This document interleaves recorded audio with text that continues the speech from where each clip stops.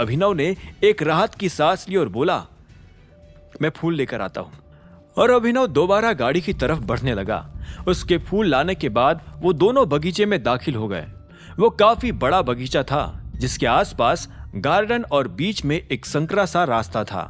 विद्या की समाधि कुछ दूरी पर बनी हुई थी। अभिनव और अकरम चलते हुए आखिरकार विद्या की समाधि तक पहुंच गए थे। अकरम एक समाधि के आगे रुका और अभिनव के हाथ से अपने हिस्से के फूल लेकर उस समाधि पर चढ़ाते हुए बोला, मैं तुम्हारे बेटे को लेकर आया विद्या। ये कहते ही अकरम की आंखें नम हो गई और उसके होंठों पर मुस्कान आ गई। उसकी बातें सुनकर अभिनव को ऐसा लग रहा था जैसे उसकी मां अकरम के सामने खड़ी थी। अकरम अभिनव की तरफ पलटा और बोला, तुम दोनों सालों बाद मिल रहे हो, बहुत सारी बातें करनी होगी ना। मैं चलता हूं, तुम आराम से बात करो। इतना कहते ही अकरम ने अभिनव के कंधों को लाड़ से थपथपाया और अपनी कोरों को साफ करते हुए वहां से निकल गया। अभिनव उस समाधि के पास गया और उस पर गुदा हुआ नाम पढ़ने लगा। वहां उसकी मां का नाम लिखा था, विद्या। अभिनव को आज से पहले यह भी पता नहीं था कि उसकी मां का नाम विद्या है। अपनी मां के जल्दी चले जाने की वजह से अभिनव को उनके बारे में कुछ नहीं पता था। अपने माता पिता को खोने का दुख उसे था, लेकिन उससे बड़ा दुख ये था कि उसके पास उनसे जुड़ी बहुत ज्यादा यादें नहीं थी। वो झटके अभिनव को बचपन से लगते आ रहे थे। उन्होंने उसके दिमाग से सारी यादों को बाहर धकेल दिया था। अपनी मां की समाधि को देखते हुए कब अभिनव की पलकें भीग गई उसे पता ही नहीं चला। उसने एक पल के लिए अपनी आंखें बंद की और उसके गाल पर आंसू गिराए। अभिनव ने अपनी आंखें खोली और समाधि के सामने घुटनों के बल बैठ गया। उसने समाधि पर फूल चढ़ाए और अपनी मां को प्रणाम किया। वो रोना चाहता था, लेकिन आज उसकी अपनी मां के साथ सालों बाद पहली मुलाकात थी।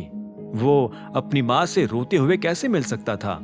अभिनव ने होठों को कसकर भींचे रखा और अपनी जगह से खड़ा हो गया। तभी उसे पीछे से आवाज आई, बाबा।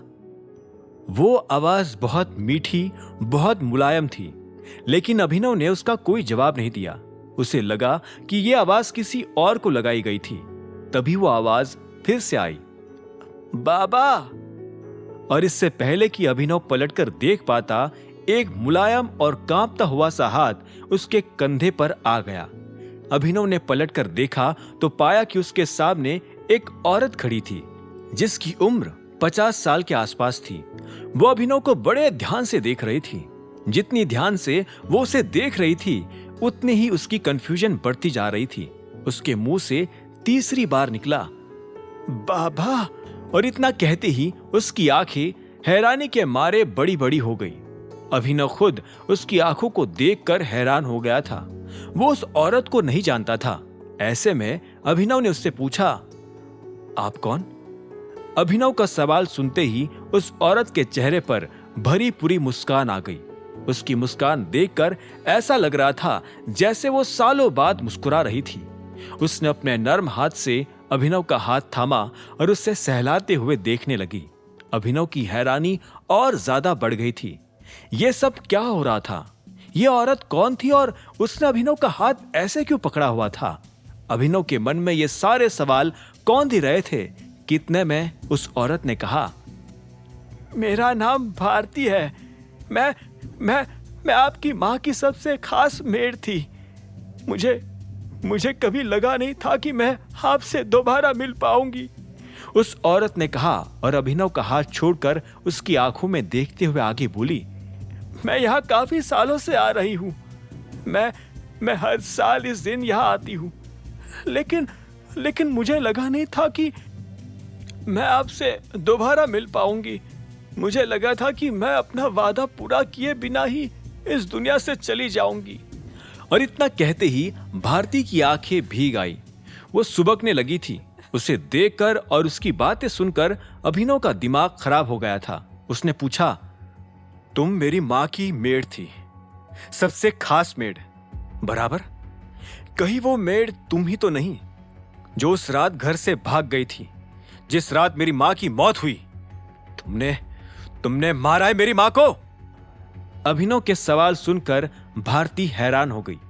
हालांकि वो जानती थी कि अभिनव को उसके ऊपर शक करने का पूरा अधिकार था, लेकिन उसने ऐसा कुछ नहीं किया था जो अभिनव कह रहा था। उसने ना में सिर हिलाते हुए कहा, मैं वो नहीं हूं। मैं टाइगर या उससे जुड़े किसी भी आदमी को जिंदगी में कभी नुकसान नहीं पहुंचा सकती।